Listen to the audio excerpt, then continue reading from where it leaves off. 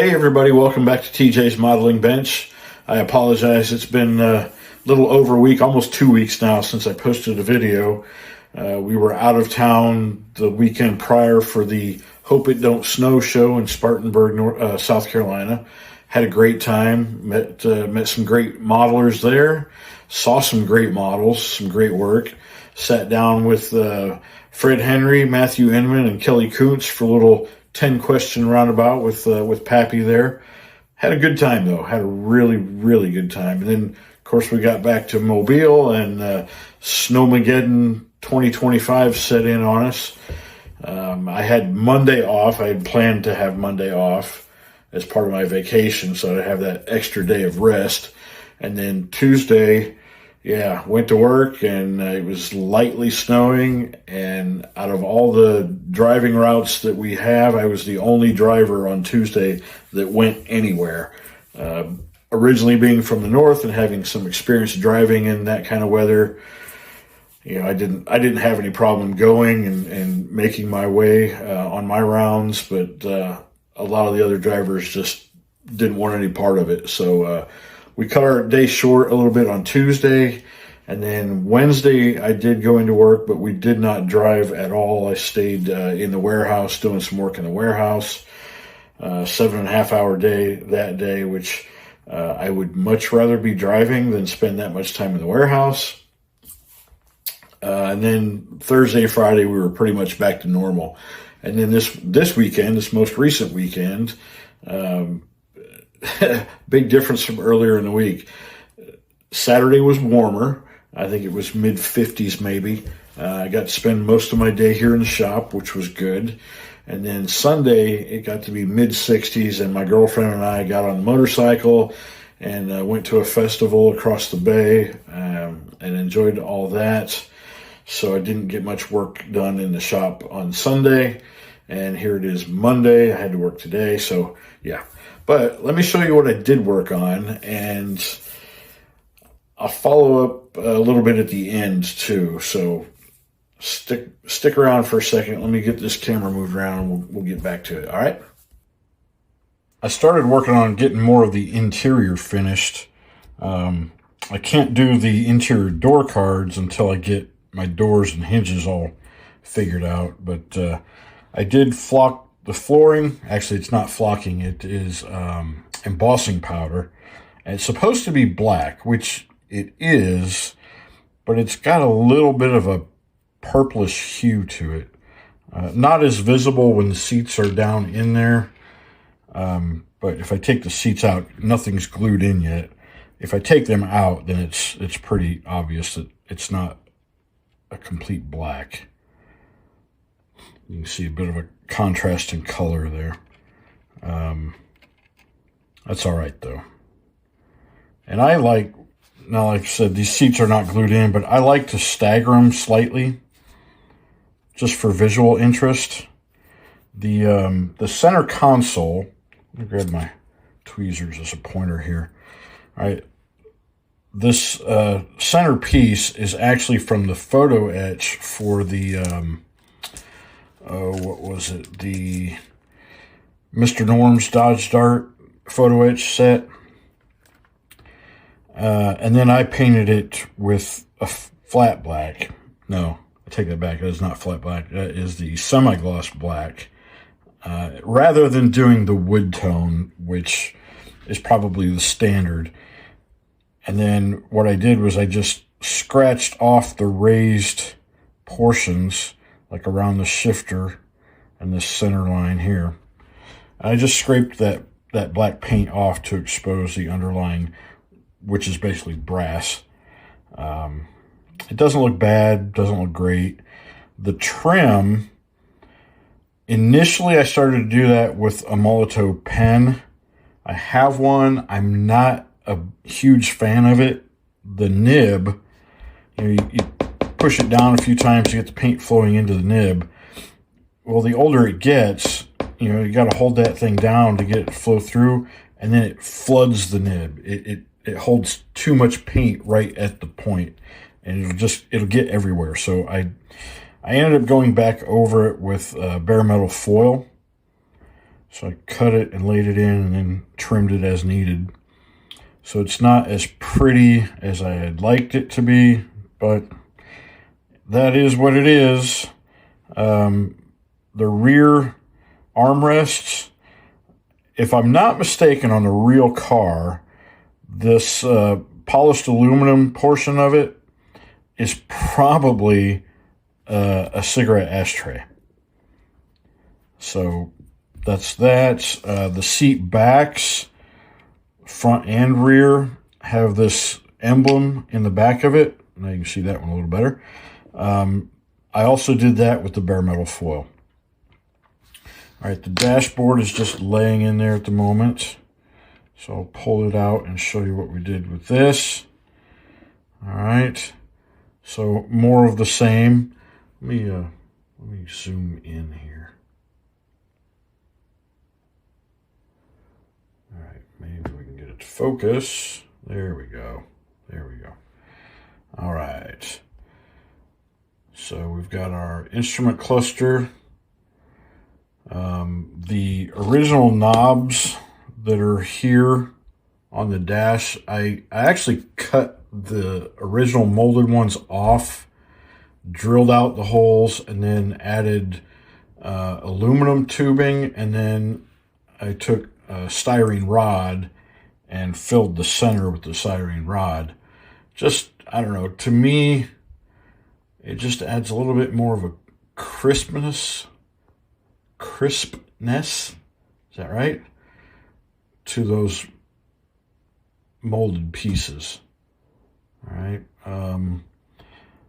The radio and the heater element, the heater controls, that was done with the Molotow pen, and you can see it's just not pretty. I'm really kind of dissatisfied. But then the trim ring, this is all bare metal foil. Now the steering wheel I haven't entirely finished yet because I am going to do the spokes in metal. Yeah, I don't know. I'll probably end up painting that on maybe. I haven't really decided yet. The bare metal foil is going to be too difficult to get the openings. So it's probably going to get painted. And then the wheel itself, I'm going to try to give it that false wood look, that resin wood look that they had back in the day. So that's still more work to do. Yeah, so that's where we're at with the interior portion of it. So coming along, but more to do still. I'm finally getting around to trying to get the hinging on my doors figured out. And I really wanted to do something that was more prototypical in appearance, at least. And I think I've figured it out. So what I've got, let me zoom in here.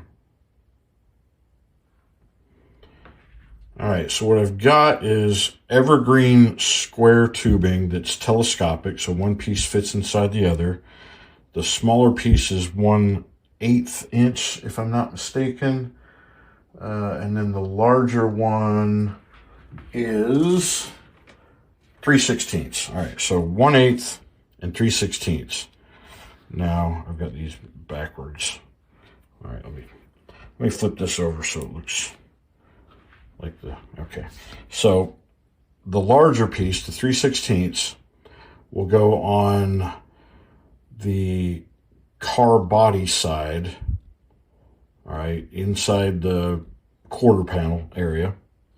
And then the 1/8 piece will be into the door, all right? So what I've got, all right, so I took the 3/16 piece and I cut one side of it out, and then I drilled a hole all the way through. And then I took my 1/8 piece and I drilled a hole through it and then cut off the corner. And I may still have to round that off more with a sanding stick. But they go inside each other like this. Oh, I just had it. All right. And what I've got one of these already fitted together. All right. So what you end up with is this. So if this portion here is the door and the larger portion is inside the rear quarter, or the front quarter panel, the rear side of the front quarter panel, it hinges this way. And I'll have two of these on each door, a lower and an upper. In fact, let me see, maybe I can get both of these on here at one time and show you. Hold on. All right, so they're both on one wire, and they both swing together. Now, if you notice, they're not perfectly square to each other. I don't think that's really going to be an issue. It may cause a little bit of binding at the hinge area,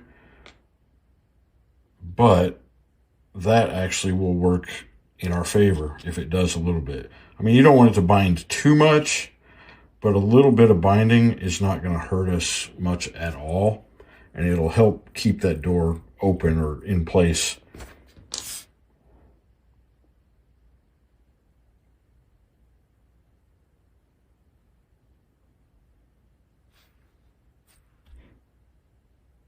All right, what I'll have to do still is trim down the length on this side, probably to about right there on each one, and then those will get glued inside the car, and then these arms obviously will go into the door panels and get cemented into those. So I think I was on the right track with my hinging method, but it just didn't quite work out. With the doors attached and then the hinge attached, inside the body, the door was actually hitting the internal part of the hinge. So I wasn't getting the full opening of the door like I thought I was going to get.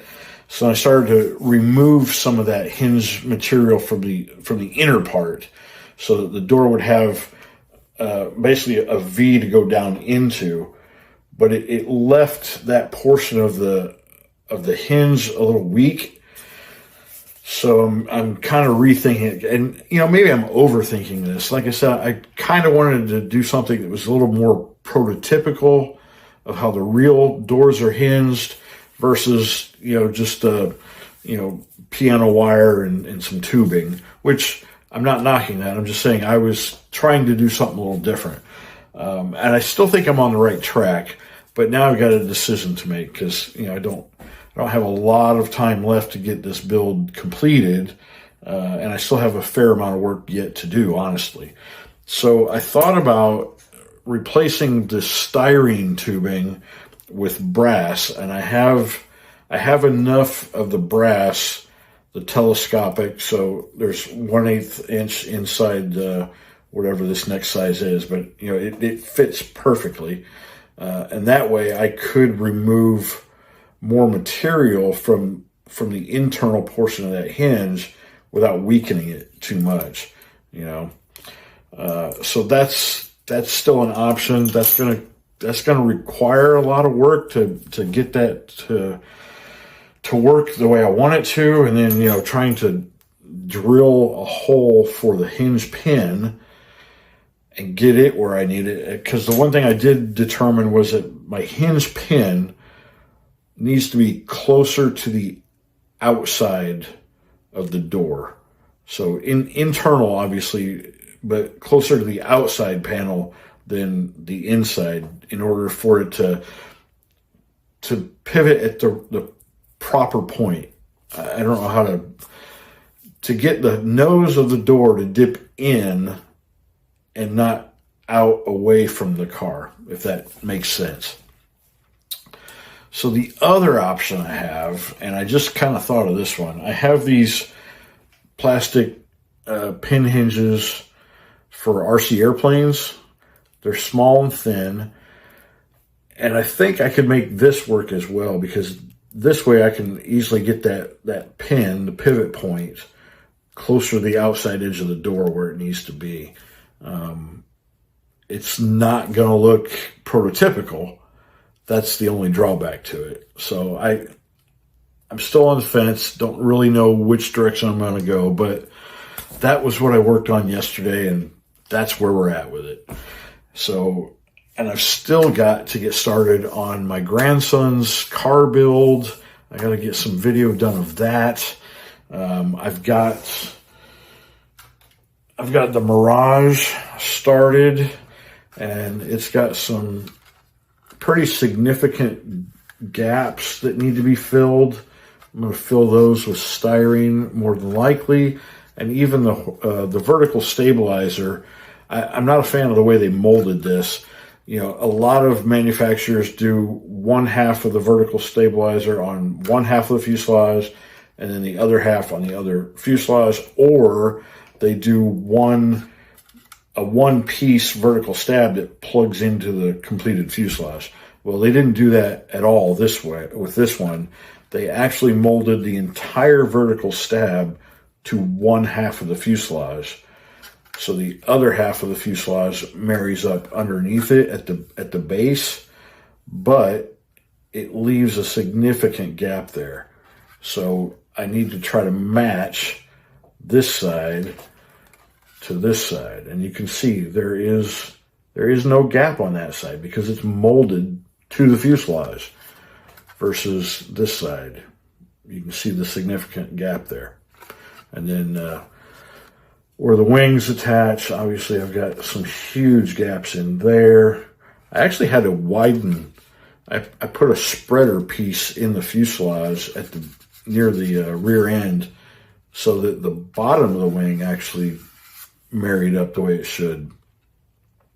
So I've got a lot of things to work on. I don't seem to have as much time as I used to, or maybe I thought I used to have. So it's been a struggle. I really need to stop doing multiple projects at one time. I haven't touched the flying wings in a month and a half, 2 months maybe. So yeah, I got to get one thing done before I move on to the next. But stick around because we'll get there. We will get there. But thanks y'all for tuning in. And if you like what you see and you haven't subscribed yet, give me a thumbs up and hit that bell icon so you're subscribed. All right. Peace.